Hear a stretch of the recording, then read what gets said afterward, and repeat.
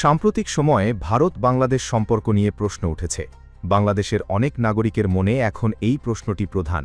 ভারত কি সত্যিই বাংলাদেশকে বন্ধু হিসেবে দেখে নাকি প্রভাবাধীন প্রতিবেশী হিসেবে? বন্ধুত্ব শুধু কথায় নয়, আচরণ, পারস্পরিক সম্মান ও সার্বভৌমত্বের স্বীকৃতিতে প্রমাণিত হয়। বাংলাদেশের সীমান্ত ঘেঁষা এলাকায় ভারতের সামরিক অবকাঠামো বৃদ্ধি উদ্বেগ তৈরি করেছে। সিলেট সীমান্তের কাছে ব্রাহ্মস মিসাইল সংশ্লিষ্ট স্থাপনা, শিলিগুড়ি করিডোরে সামরিক প্রস্তুতি বাড়ানো, পানাগড় সহ বিমান ঘাঁটি আধুনিকায়ন, এসব পদক্ষেপ বাংলাদেশকে সতর্ক করে তুলেছে।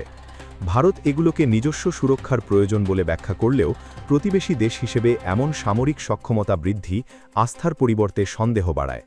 বাংলাদেশ কোনো দেশের বিরুদ্ধে আগ্রাসী নীতি নেয়নি, তবে নিজের সার্বভৌমত্ব রক্ষায় প্রতিরক্ষা সক্ষমতা বাড়ানোর অধিকার তার রয়েছে। যুদ্ধবিমান, মিসাইল, এয়ার ডিফেন্স সিস্টেম বা আন্তর্জাতিক প্রতিরক্ষা সহযোগিতা এগুলো বাংলাদেশের স্বাধীন সিদ্ধান্ত। ভারত যখন রাফায়েল, ব্রাহ্মস বা বিভিন্ন দেশের সঙ্গে প্রতিরক্ষা চুক্তি করে তখন প্রতিবেশীদের অনুমতি নেয় না। একই নীতি বাংলাদেশের ক্ষেত্রেও প্রযোজ্য। বাংলাদেশের পররাষ্ট্রনীতি বাংলাদেশ ফার্স্ট নীতির ভিত্তিতে চলবে।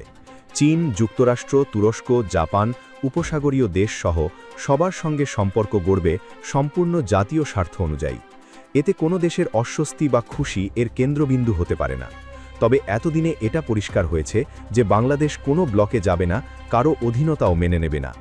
ভারতের সাথে সম্পর্কের আরও কয়েকটি ইস্যু উদ্বেগ বাড়িয়েছে।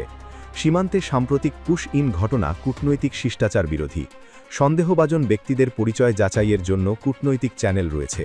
সীমান্ত দিয়ে মানুষ ঠেলে পাঠানো গ্রহণযোগ্য সমাধান নয়। এছাড়া বাংলাদেশের সংখ্যালঘু ইস্যুকে ভূরাজনৈতিক চাপের হাতিয়ার করা এবং নিষিদ্ধ রাজনৈতিক শক্তিকে ভারতের মাটিতে আশ্রয় প্রচারণার সুযোগ দেওয়া বন্ধুত্বপূর্ণ আচরণ নয়। ভারতের বড় ভাই সুলভ মনোভাব দক্ষিণ এশিয়ার অনেক প্রতিবেশীর সঙ্গে সম্পর্কে অবিশ্বাস তৈরি করেছে। প্রতিবেশীরা নিজেদের স্বার্থ রক্ষা করলে তা সন্দেহের চোখে দেখা হয়। এই মানসিকতা টেকসই বন্ধুত্বের পথে বাধা। বাংলাদেশ দুর্বল নয়।